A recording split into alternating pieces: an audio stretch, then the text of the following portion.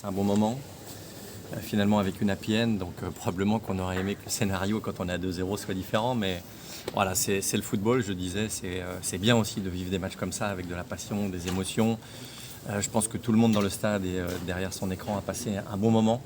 Voilà, et pour nous l'objectif est atteint, on voulait avoir 13 points ce soir, on voulait gagner.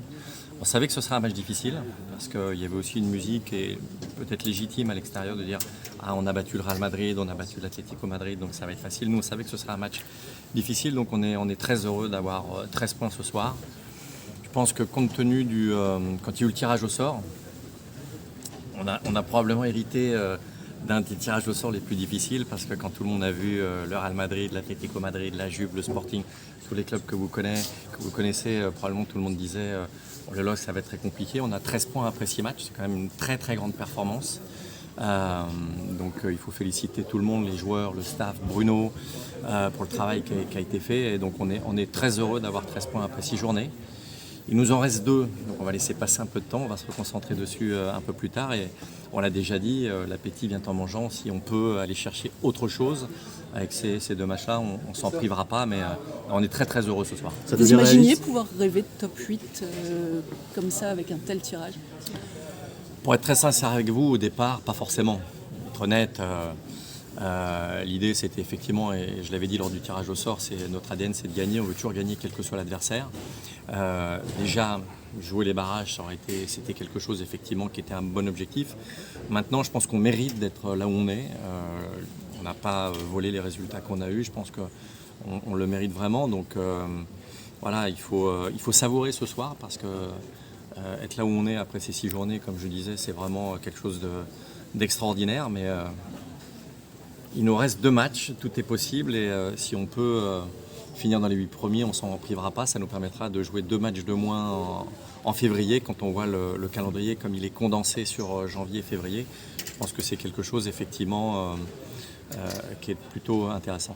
Est-ce que vous avez été agacé en début de deuxième mi-temps, un petit peu? Est-ce que vous avez eu peur? J'ai pas eu peur. Je suis très sincère. Alors l'auto c'est toujours plus facile, on a les numéros toujours après, mais non, j'ai pas eu peur. Comme tout le monde, effectivement, mais on le dit à chaque fois, c'est-à-dire que le football de haut niveau, c'est dur de gagner des matchs et dès que vous baissez un peu en termes de concentration, d'intensité, vous le payez cash. Dans cette compétition qui est la plus grande compétition de club au monde, encore plus, forcément, mais finalement, on a réussi à inverser la tendance. Ça fait partie de nos axes d'amélioration, d'être plus tueur. On l'a vu sur un certain nombre de matchs où ça nous est arrivé. Voilà, ça fait partie des axes d'amélioration, c'est normal, mais je préfère aujourd'hui être très positif et saluer encore une fois ces 13 points après 6 journées. On est très heureux, mais comme l'a dit Benjamin, et ça s'imprime, parce que je vous le dis toujours, le match le plus important c'est celui qui arrive. Maintenant, dans moins de 72 heures, on a un match à Marseille, donc il faut bien récupérer pour être prêt pour ce match à Marseille. On sera prêt pour ce match à Marseille. Lorsque vous avez recruté Michael Bakker, est-ce que vous saviez que c'était un superbe ailier droit digne d'Edon Zegrova?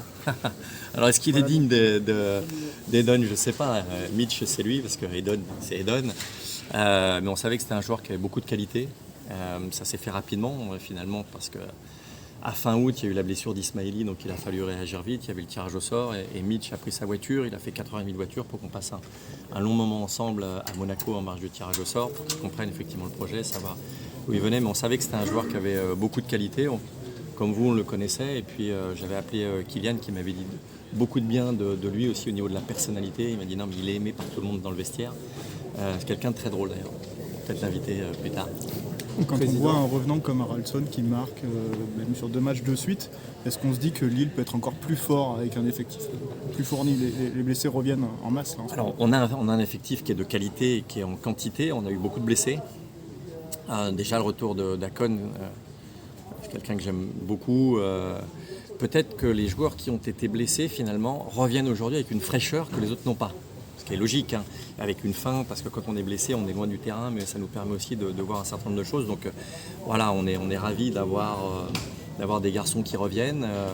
On est quasiment au complet finalement aujourd'hui. Il nous manquait Edon, il nous manquait, pas tous les cités, mais il nous manquait quelques garçons, mais de plus en plus effectivement l'effectif est quantitatif en plus d'être qualitatif. Donc voilà, nous on se fixe des objectifs en interne. L'idée c'est de vouloir gagner tous les matchs et on fera le point un peu plus tard pour savoir effectivement ce qu'on peut faire à la fin de la saison. Comment en est le dossier Jonathan David? Est-ce qu'une prolongation est en bonne voie?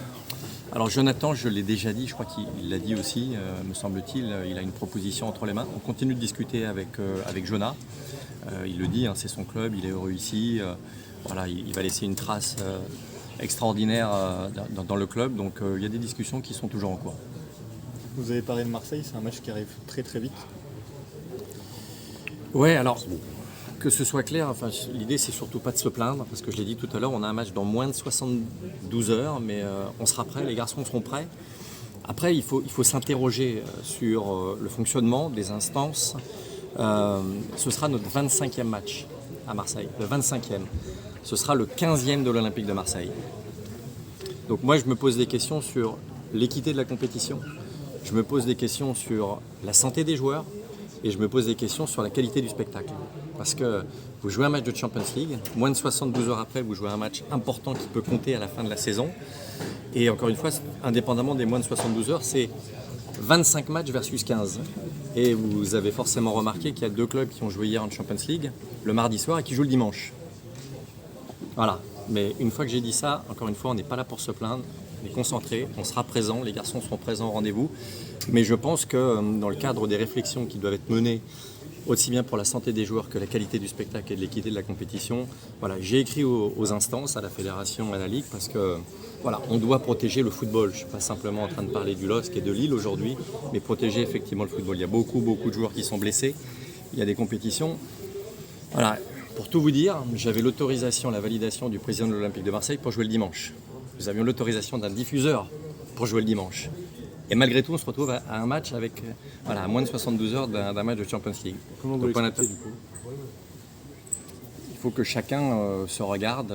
Voilà, on est le football professionnel, soyons tous très professionnels et on va tirer effectivement le football vers le haut. Mais encore une fois, on ne se plaint pas, on avance et on sera prêt pour le match de samedi. Merci.